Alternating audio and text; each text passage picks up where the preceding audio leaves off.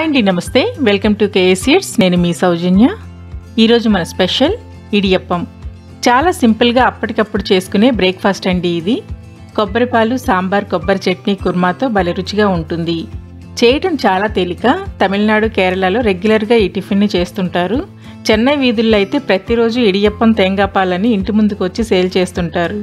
టేస్టీగా, లైట్గా ఉండే ఈ ఇన్స్టెంట్ బ్రేక్ఫాస్ట్ని అప్పటికప్పుడు ఈజీగా ఎలా తయారు చేసుకోవాలో చూద్దామా?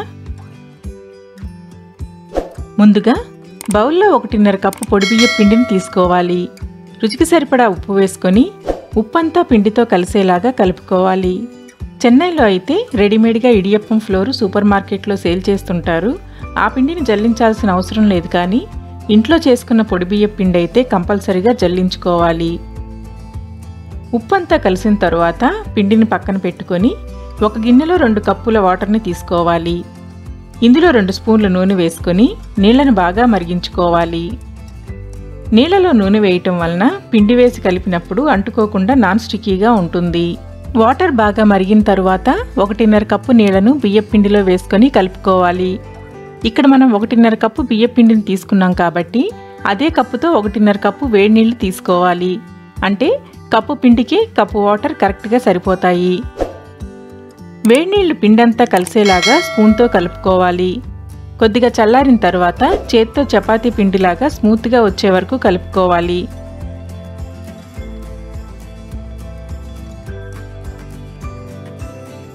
చక్రాల గిద్దలలో సన్నని రంధ్రాలున్న ప్లేట్ను ఉంచుకొని గిద్దలను నూనెతో గ్రీస్ చేసుకోవాలి. రెడీ చేసుకున్న ఇడియప్పం పిండిని వేసుకొని గిద్దలను రెడీ చేసుకోవాలి.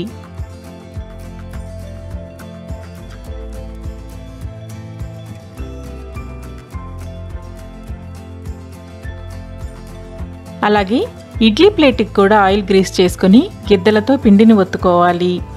రెగ్యులర్గా చేసుకునే వాళ్లకు ఇడ్లీ లాగానే ఇడియప్పం కూడా సెపరేట్ ప్లేట్స్ ఉంటాయి. అందులో అయితే ఇడియప్పం పెద్ద సైజులో వస్తుంది. అప్పుడప్పుడు చేసుకునే వాళ్లకు ఇలా ఇడ్లీ పాత్రలో చేసుకున్నా సరిపోతుంది. పిండి ప్లేట్స్లో ఒత్తుకునేటప్పుడు స్ట్రైట్గా పడుతుంటే పిండి కరెక్ట్ కన్సిస్టెన్సీలో ఉన్నట్లు, ఆగి ఆగి పడిందంటే పిండి కన్సిస్టెన్సీ సరిగా లేనట్లే.